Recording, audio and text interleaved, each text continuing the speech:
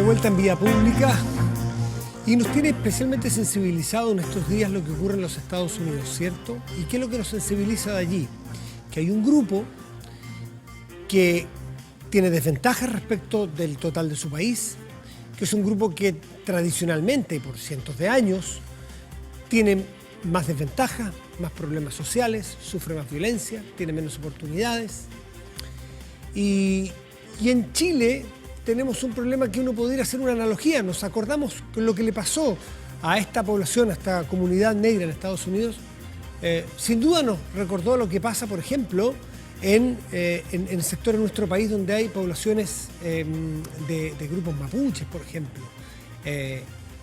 Porque sucede, no es lo mismo, pero hay una analogía de grupos postergados, donde hay mayor pobreza, donde tienen menos posibilidades de acceder, por ejemplo, a educación, donde tienen brechas para conseguir ayuda social más difícil, tienen la menor crecimiento de todo el país, donde tienen menor cantidad de kilómetros pavimentados, en fin, todos los números sociales de la Araucanía son los más bajos. Es donde tiene mayores índices de pobreza en Chile, es en la Araucanía, y lo sabemos hace rato. Distintos gobiernos han hecho distintos esfuerzos, les ha ido mejor, peor, idas, vueltas, en fin.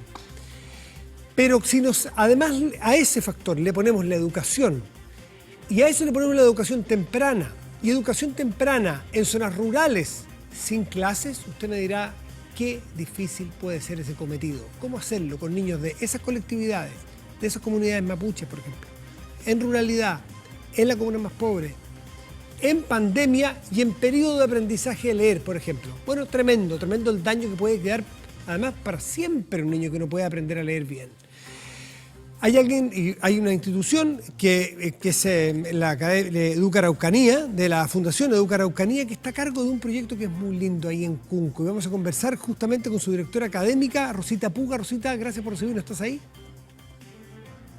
Hola, Matías. Buenas noches. ¿Cómo estás, Rosita? Muchas gracias por recibirnos.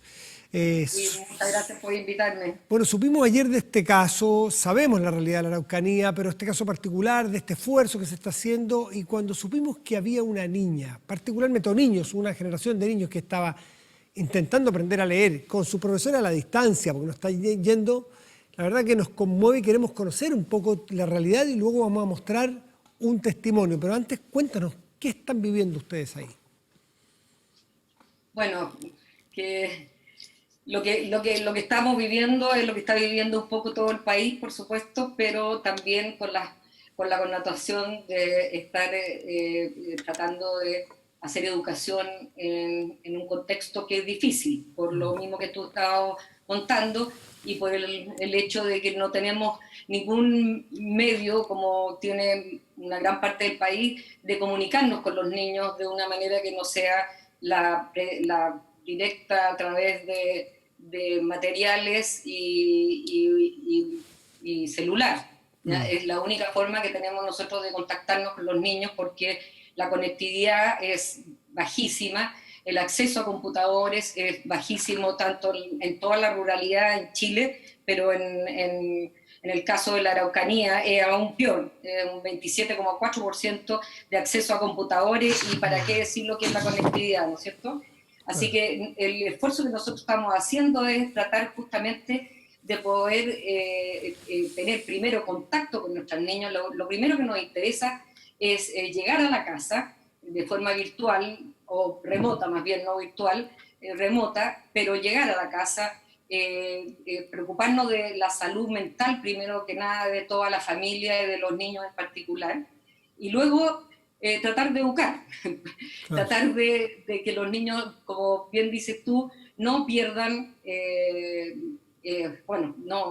se exceda, por supuesto, las brechas que hay ya de ser simplemente un sector rural, que por lo tanto tiene brechas muy grandes en relación al mundo urbano o la escuela urbana.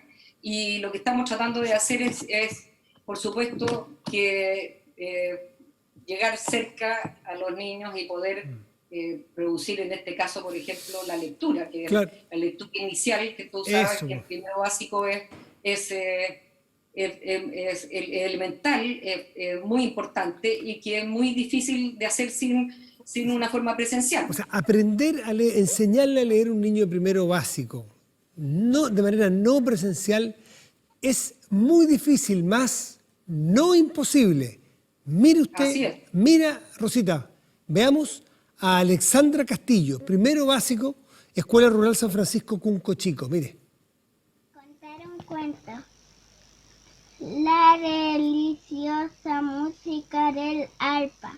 Un rey adoraba tanto la música que buscó por todo el mundo el mejor instrumento que hubiera hasta que un mago le entregó un arpa, la llevó a palacio. Bueno, Pero ahí está Alexandra Castillo, está en primero básico, esta chica que usted la ve leer con esa fluidez, aprendió a leer en pandemia. Sin un profesor allí es muy emocionante el logro que ustedes tienen, Rosita. Bueno, exactamente lo que ha sucedido en primero básico es un ejemplo de lo que se puede llegar a hacer cuando hay un cuidado y una dedicación especial y un trabajo, en este caso, como lo que está sucediendo ahora con la pandemia, ¿no es cierto?, de una alianza extraordinaria entre niño, profesora en este caso, y los padres. Porque el que Alexandra esté leyendo tiene que ver con esa alianza. El trabajo que ha hecho la profesora jefe es estar absolutamente conectada con la niña y con la madre, enviando todos los días cosas a las casas, revisándolas, llamándolas por celular, para que enviándole unos videitos que se puedan bajar porque la conectividad es muy baja, es muy mala, por lo tanto, cada vez que se envía algo, los padres se demoran como 2 horas en bajar lo que se le ha enviado, y así todo, Alexandra, y no solamente Alexandra aprendió a leer casi, yo diría, como en el mes de abril, y ahora, a finales de mayo, tenemos prácticamente el 50% de los niños de primero básico leyendo. Y eso es posible, eso es lo que es el motivo por el cual estamos aquí hablando, ¿no es cierto? Ahora, la pobreza no es excusa, no es excusa para no aprender. Claro, exactamente. Los profesores, los pedagogos que tienen ese predicamento de que no hay excusas, sino que hay que conseguir que las Alexandras de este país y de este mundo lean, bueno, son los que logran que las Alexandras de este mundo lean, pues, es decir, proponérselo. ¿Cómo es en un año normal, hace 2 años, por ejemplo, las niñas y los niños de primero básico al 3 de junio? Estaban leyendo, habían empezado todas en marzo, abril, ¿no es cierto? Es decir, están en 1 o 2 meses leyendo recién. ¿Esta fluidez es normal? ¿Qué porcentaje han logrado y qué es normal para un curso que lean? La lectura se consigue a través del desarrollo del año completo de primero básico, ¿no es cierto? O sea, lo que se pretende es que primero básico, que es un curso importantísimo, es que terminen todos los alumnos leyendo a final de año. Sí. Y para nosotros, toda la evolución que hemos tenido en la escuela, que ya llevamos 10 años, en esta escuela que tuvo los peores resultados de aprendizaje de Chile históricos en el CIMSE en el año 2006. El 2006 dio la prueba, claro, y en el 2007 salieron los resultados, y ahí es donde la fundación entró a trabajar con esta escuela. Y en la historia que tiene esto, por lo menos los primeros 3 años que estuvimos desde el 2007 en adelante, era dificilísimo producir que los niños en primero básico leyeran. Era realmente un trabajo extremo que teníamos que hacer para que los niños terminaran leyendo. Y a medida que hemos ido desarrollando el modelo que tenemos, en estos momentos los niños, claro, durante el primero básico, durante todo el año, van de a poquitito los niños leyendo, uno más tempranamente y otro más tarde. Pero terminamos con todos ellos, gracias a nuestra profesora que tenemos, leyendo a final de año. Pero esto de que nosotros podamos estar diciendo que tenemos el 50% de los niños leyendo a finales de mayo es realmente extraordinario, y eso te habla del factor del aprendizaje, que no tiene que ver solamente con esto de estar un profesor y haciendo algo, sino que es lo que pasa con la emoción que hay detrás, con la motivación que puede haber cuando se ve que un profesor está absolutamente dedicado y sus padres también están alineados para producir un aprendizaje en el niño. Esa motivación es la que mueve montañas y la que puede hacer posible lo que estamos viendo hoy día con este grupo de niños. Claro, porque cuando un modelo funciona para que esta niña Alexandra esté leyendo a los 2 meses con este ritmo, con esa fluidez, sin clases presenciales, sin conexión banda ancha, todo chancho, no. En ruralidad no sabemos, yo no sé exactamente cuál sea el promedio de capital cultural de los padres en ese contexto, probablemente no el más avanzado, para ser bien franco. Habla de un modelo que también tiene otros, estuve leyendo sobre lo que hacen ustedes, su fundación ahí en la Araucanía. Tienen, por ejemplo, un 8,5% de deserción cuando lo normal en zonas rurales del país es 12,1%. ¿No es cierto? Es decir, un 33% menos de deserción que lo normal en un contexto parecido al de ustedes en otras partes de Chile, donde desde el 2006 a la fecha que toman esta escuela en Cunco Chico, tenían, entiendo, el 2006 una matrícula de 88 alumnos, ahora tienen 287 alumnos, o sea, más que por 3 se multiplicó la matrícula, gente que quiere educarse. Entonces, ¿cómo se hace? ¿Cuál es, no te voy a decir cuál es la magia, porque no hay magia, cuál es el método?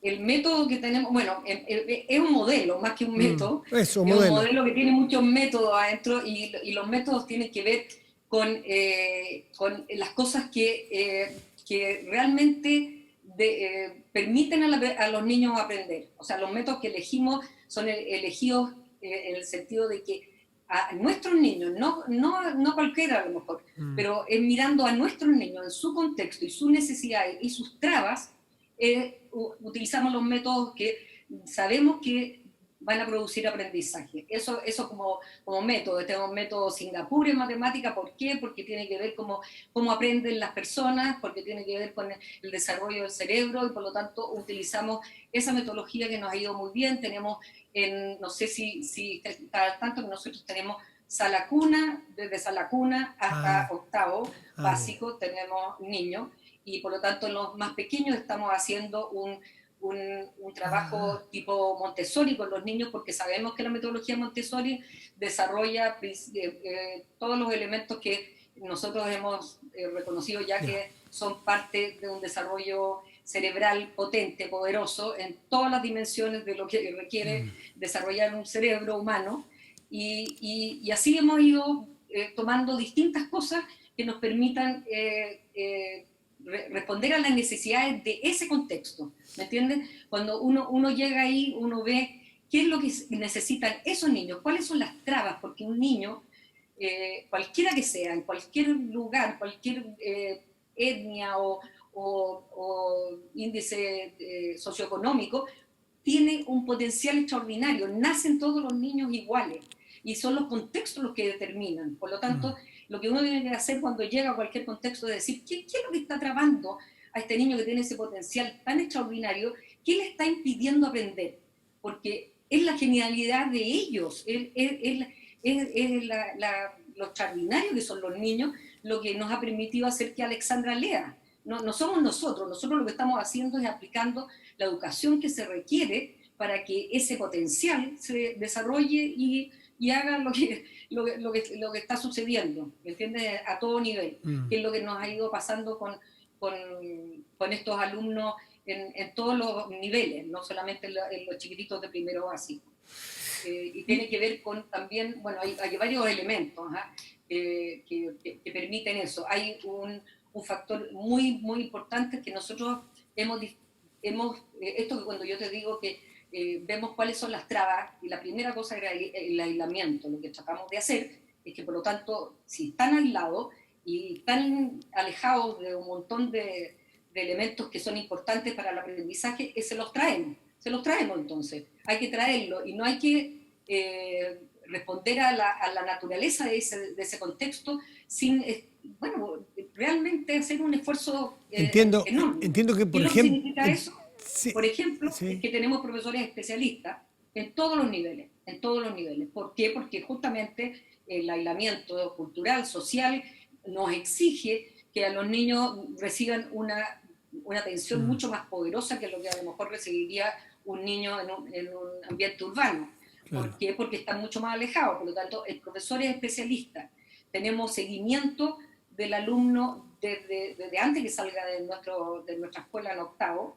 Tenemos seguimiento, o sea, preparación del niño para lo que va a ser la enseñanza media, que no va a estar con nosotros, pero que nosotros, nuestro indicador de éxito es que el niño no deserte y que termine la enseñanza media bien y que ojalá siga en estudios superiores. Y eso es un trabajo que lo hacemos incluso no teniéndolo dentro de la, o sea, con nosotros en la escuela. Por lo que estuve leyendo, los preparamos de antes. sí, por lo que un proyecto de entiendo, vida que nos permite hacer esto. por lo que entiendo, ustedes incluso van a recoger niños hasta 10 kilómetros a la distancia de manera gratuita, pero los niños tienen que estar en clases, tienen que estar aprendiendo de manera constante y permanente. Eso es así, ¿no? Sabemos que en las zonas rurales es difícil. Claro, gracias a que tenemos transporte escolar, porque si no lo tuviésemos, sí, no tendríamos esa matrícula y tampoco podríamos hacer lo que estás diciendo tú, de extender la primera cosa que hicimos justamente del aislamiento que existe en términos sociales, de que eran pequeñas comunidades, ¿no es cierto? Las escuelas rurales en la Araucanía son pequeñas comunidades y con pocos niños y que son todos conocidos entre ellos, parientes, etcétera. Nosotros, si bien seguimos con la misma comunidad que es la comunidad mapuche de todo ese sector, nos extendimos a 10 kilómetros a la redonda, los vamos a buscar, y eso ha permitido una riqueza de interacciones que solamente es posible si tú tienes niños de diferentes partes. Rosita, entiendo que es una escuela multicultural también, ¿no? Intercultural, claro. Intercultural. Bueno, ¿Los niños aprenden su lengua, aprenden el mapudungún, por ejemplo? Sí, tenemos y es parte importantísima de nuestro proyecto, es todo lo que es la revitalización de la cultura y la identidad mapuche, y estamos haciendo esfuerzos muy grandes para recuperar la lengua, porque la lengua se está perdiendo y eso es casi, es un riesgo para la cultura, ¿no es cierto? Y tenemos un grupo poderoso de gente de la misma comunidad que trabaja con nosotros. Nuestra psicóloga es una exalumna de la escuela, que es extraordinaria, es parte de la comunidad, y ella nos ayuda, profesores de Mapuzungún, y estamos teniendo un programa especial para justamente revitalizar la cultura mapuche. Rosita Puga, directora académica de esta Fundación Educa Araucanía, muchísimas gracias por este testimonio, por lo que están haciendo en los lugares donde más se necesita, están poniendo más foco, más esfuerzo, así que es bueno traer estas historias, pero no nos olvidemos que son zonas que están segregadas, zonas que están en los mayores espacios de pobreza de Chile, que están en zonas rurales y que además en esta pandemia es más difícil, y las brechas, si no hay más fundaciones o más pega como la que son ustedes, las brechas con estas personas van a ser todavía más profundas. Rosita, muchas gracias. ¿Sí? Matías, Cuéntame. Te quería comentar que además de todas las cosas que hemos hecho con los profesores, ha habido una experiencia enorme, gracias a Eduardo Martínez de la Archi, que es dueño de la Radio Universal, y que nos ha dado generosamente un espacio para tener una radio que está llegando a toda la Araucanía, que la hacen los profesores y que es extraordinaria, donde estamos con cápsulas de todo tipo, de educativa, de Mapuzungún, de música, de cuentos, que hemos tenido actores generosísimos, Claudio Redondo, la Paola Volpato, la Francisca Imbón, que nos han relatado cuentos clásicos infantiles. Y bueno, eso ha sido también qué lindo. Sí, pues algo, qué bueno que me acordaste, porque la verdad que lo había leído, que se está haciendo también clase a través de radio, la vieja y antigua radio, que llega a muchas partes recónditas con más facilidad a veces que el internet. A través de ello también se están impartiendo conocimientos, ¿no? En estos tiempos de pandemia. Sí, pues. Ya, pues, Rosita, muchas gracias. Un millón de gracias. A ustedes, que estén muy bien. Felicitaciones por lo que hacen con Fundación Educa Araucanía. Chau. Okay. Adiós, gracias. Vamos a hacer una pausa y volvemos aquí en Vía Pública.